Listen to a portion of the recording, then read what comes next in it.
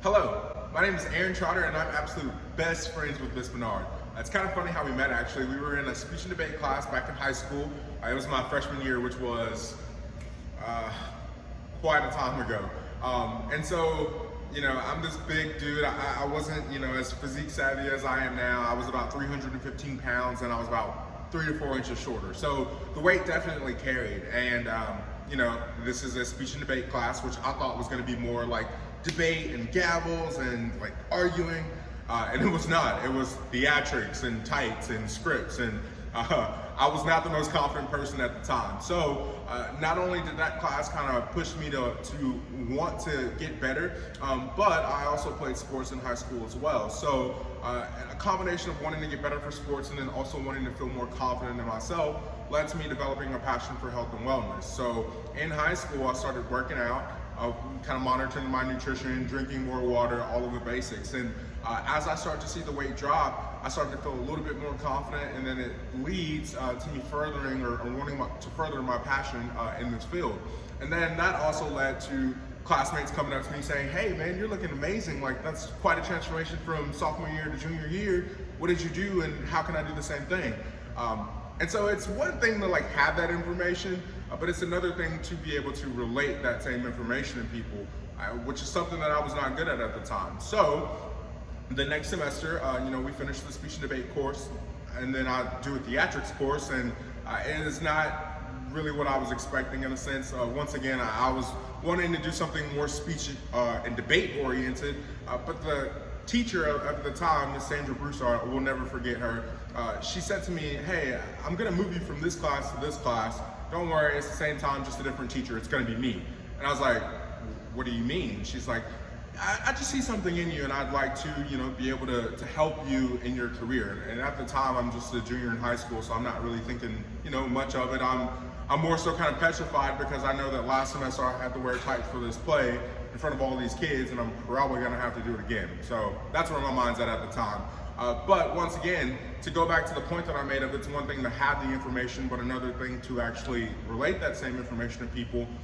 The job that I have now is actually directly proportionate to the fact that I took that class and I stood out or stepped out of my comfort zone.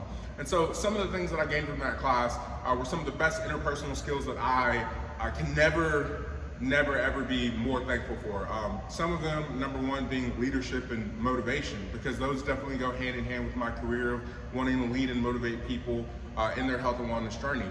That also means that, from a motivate and leadership perspective, it gives me stepping stones because I have the skills to talk to people, teams, for example. So I actually run different Anytime Fitnesses and have coaches that come to me when they have issues and I help them with those problems.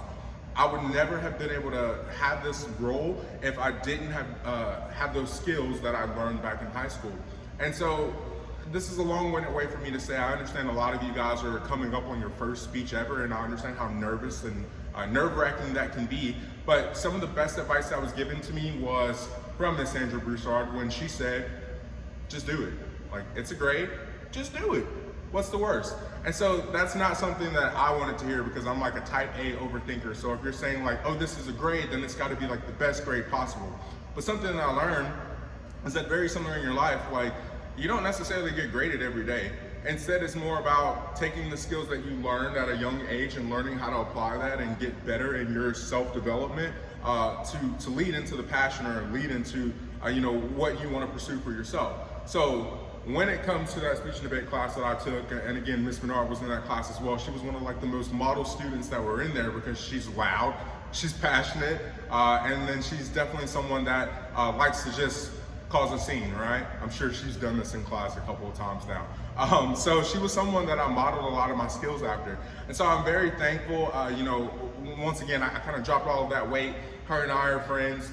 I get out of high school, I start working for a supplement sales company. She's also an affiliate for that supplement sales company. And so because we kept that tight-knit relationship from the interpersonal skills that we learned by doing group projects together, it led into a lot of other opportunities.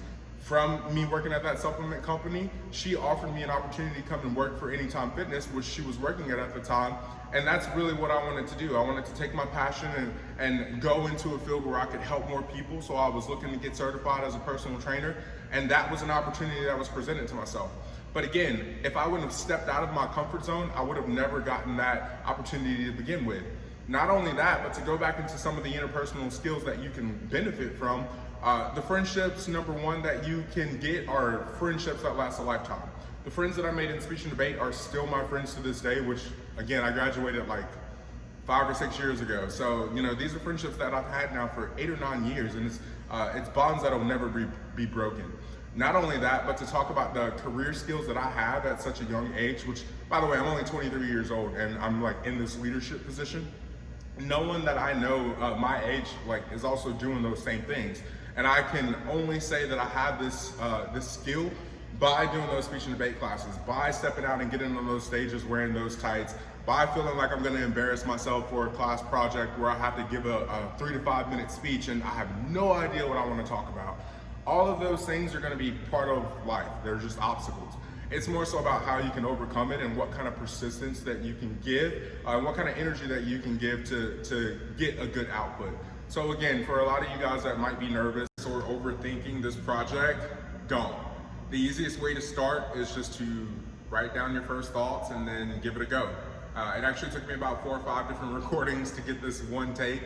So that just goes to show whether you're doing a Zoom or doing a FaceTime or even meeting with people face to face, the skills that you learn are gonna be skills that travel with you for a lifetime. So it's super important that you guys are paying attention and giving it your best. I hope you guys have a great day. Nice talking to you.